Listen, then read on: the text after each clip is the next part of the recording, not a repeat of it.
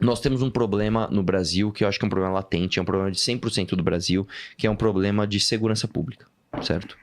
Imagina, né? Tão segura lá em São Paulo. Pois é, se nem neste tema, que é um tema que afeta você todas as horas, em todos os dias da sua vida, a gente vê as pessoas com energia para cobrar a galera de aumentar a legislação penal, ir para cima e matar bandido mesmo. Se você não tem isso, você imagina para questões ainda mais técnicas da democracia, realmente não tem, cara. É um problema. Outra coisa, tá? Não vai dar. Outra coisa também, que é importante dizer,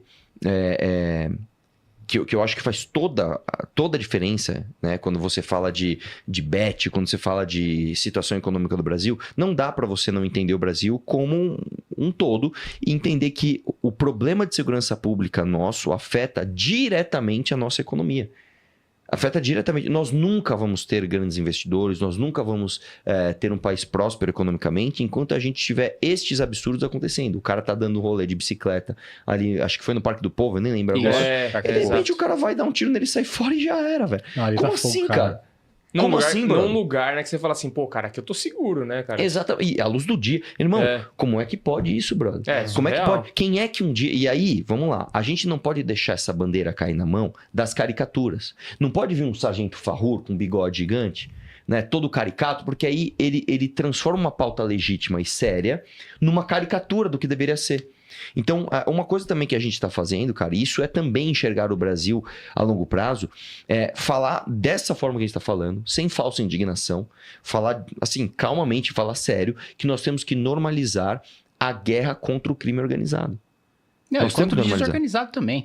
É que o desorganizado, se você combate o crime organizado a ponto de dar exemplo, o desorganizado fala, cara, se os grandes estão... Eu não vou me meter a fazer merda, porque... A gente já está em guerra com o crime organizado. Só que a gente ainda não assumiu. Os caras já estão avançando territórios. Esses dias, a gente estava no evento, eu até contei um caso. Houve um roubo de um departamento de polícia pelo crime organizado. Os caras foram lá dentro do departamento de polícia e roubaram aquele departamento de polícia. Você fala, por que eles fizeram isso? Existe uma coisa que só tinha ali dentro e eles precisaram se arriscar nesse nível para... Não. É uma guerra também de propaganda, né? Vocês entendem muito disso. O que é o dinheiro? O dinheiro é uma instituição, o dinheiro é um sistema de crenças. Todo mundo acha que 10 reais vale 10 reais, então 10 reais passa a valer 10 reais. É a mesma coisa que está acontecendo com a instituição crime organizado.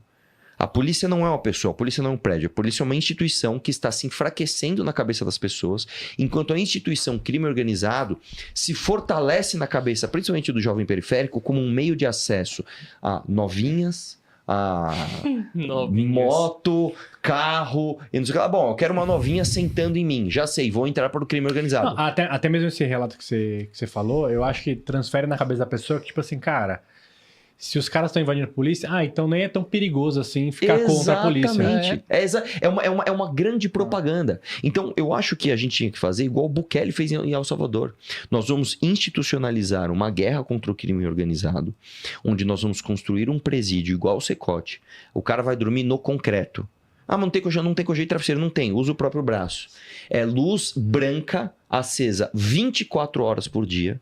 Não se apaga a luz no Secote. O teto da cela não é isso aqui. O teto da cela é uma grade com um policial em cima com um fuzil apontado pro cara. Todo mundo de bermudinha e camisetinha branca. Comida sem proteína, tá? É um pouquinho de arroz, um pouquinho de macarrão, 2 vezes por dia. É isso. Você vai tomar banho num tanquinho de concreto, você vai cagar numa privada para todo mundo ver. É assim. E nós temos que... Assim, não quer ir para lá? Você vai morrer. Você vai morrer. Eu sou um bandido que eu tenho ali, 23 ocorrências de roubo de celular, de agressão à mulher, abandonei meu filho. Eu vou acabar vindo a óbito. Esse tem que ser o pensamento do brasileiro. Cara, não dá pra ser bandido no Brasil, porque ou você vai ser preso e vai ficar na cadeia, ou você vai morrer. Um presídio no meio do nada, tá? Já acho um absurdo aqui na Castelo. Também acho, tem que ser no meio do nada. Até pra você isolar celular. Eu trabalho minha empresa era em Guarulhos, cara. Toda vez, cara, que eu ia pra São Paulo, né, que vários clientes, você passava lá um tempão sem sinal do celular, porque tinha um presídio lá do lado. Então, tem que isolar? Tem. Então, tirar o sinal do celular? Tem. Então, isola o presídio, cara. Vai lá, sei lá, vai num lugar central do Brasil, faz um puta de um complexo, onde o cara não vai ter nada além de mato em volta, e mete um secotezão lá, e é o seguinte, brother, a política do Brasil vai ser prendeu, matou, que é igual o Renan fala, prendeu, matou. O que aconteceu, como ele foi preso? E o outro, puta, veio a óbito. E o outro foi preso. E o outro, puta, o outro veio a óbito. E é isso. Sim. E é isso. Isso é pensar o Brasil a longo prazo. Isso é pegar e falar o seguinte, irmão, vamos meter o dedo da ferida, vamos falar... E outra coisa, por exemplo, vamos pegar a Amanda Vettorazzo. Amanda Vettorazzo, vereadora de São Paulo. Em menos de 4 meses de mandato, ela comprou uma briga com o crime organizado que nenhum desses bolsonaristas toscos, que são deputados federais, nem delegado Caveira, nem Paulo Bilinski, nem Farrur, nem cacete A4, nenhum deles comprou com o Oruan. Com um representante midiático do crime organizado. Ela fez um projeto que é o seguinte, prefeitura não vai contratar show com a apologia ao crime. E eu ainda iria mais longe. Nós vamos ter que proibir... liberdade de expressão, enfia no seu cu. Você não vai poder cantar hino de Comando Vermelho. Mas liberdade de expressão. Não tem liberdade de expressão. Você não tem liberdade de expressão no Brasil enquanto você estiver morrendo mais gente aqui do que em países em guerra. Então, não, você não pode cantar que você vai descer com várias titânio no pente e fazer um assalto na Avenida Brasil. Não, você não pode cantar isso.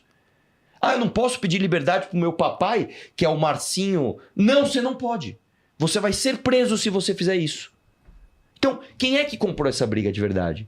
A Amanda Vettorazzo, que é uma mulher de São Paulo, vereadora, que nem trata de matéria penal e foi ameaçada de ser estuprada pelo bosta do Oruan.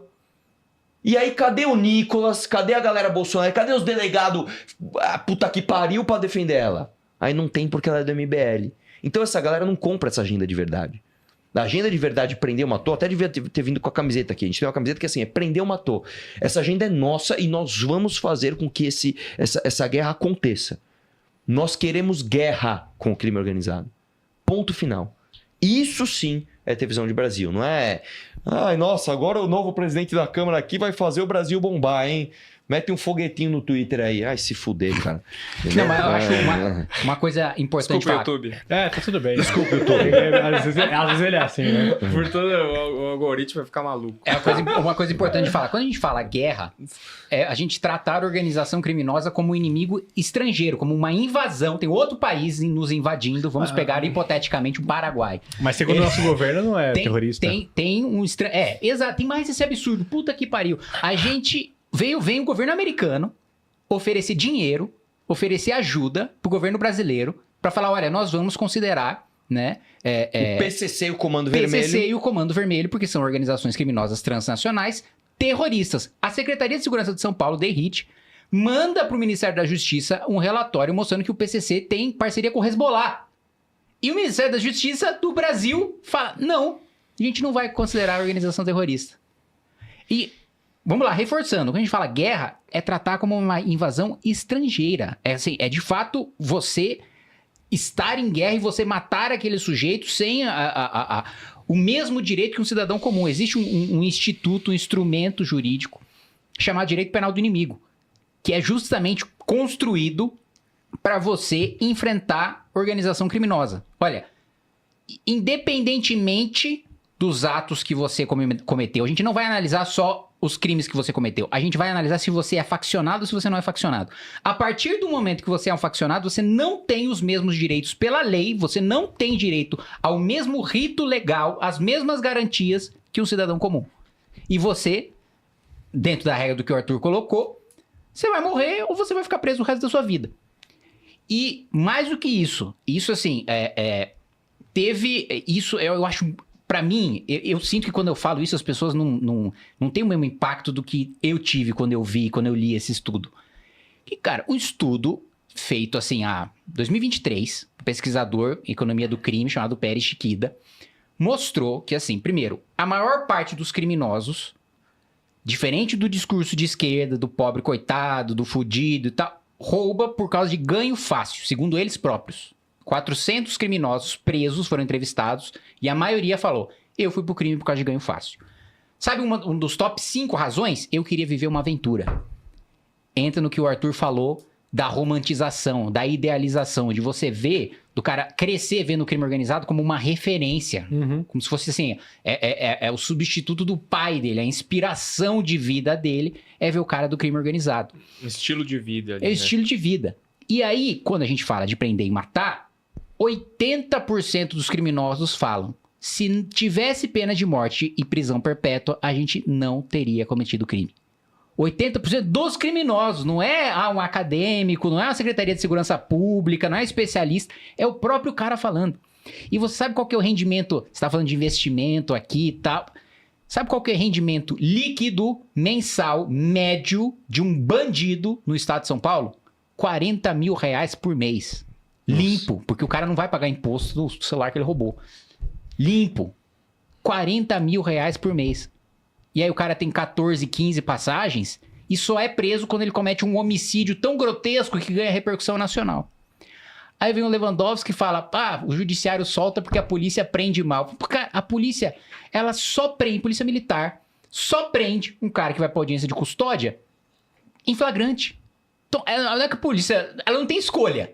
Se o cara cometeu um crime em flagrante, é dever da polícia prender o cara. Não tem mais o que o cara fazer. É obrigação, senão o próprio policial comete crime.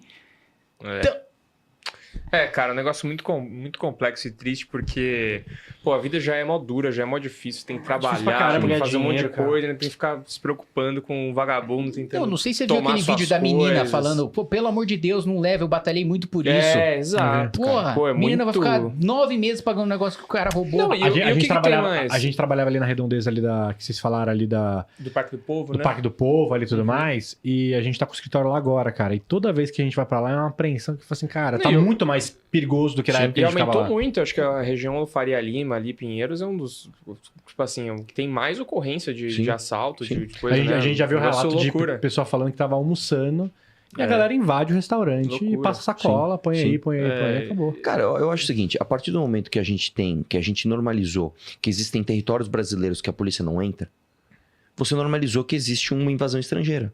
Então, beleza, é como se a Venezuela invadisse pedaços do Rio de Janeiro e falou, aqui é a Venezuela e da Venezuela.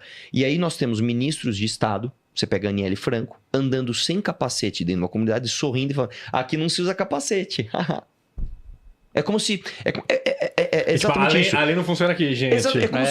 É como não, é de verdade. Não é que a lei não funciona, funciona a lei do Estado concorrente ao brasileiro. Tem um recorte geográfico onde dentro daquele território que está dentro da nossa Constituição, a Constituição não existe. Não, aqui é outra coisa. Cara, isso é uma ameaça de guerra, isso é uma ameaça estrangeira dentro...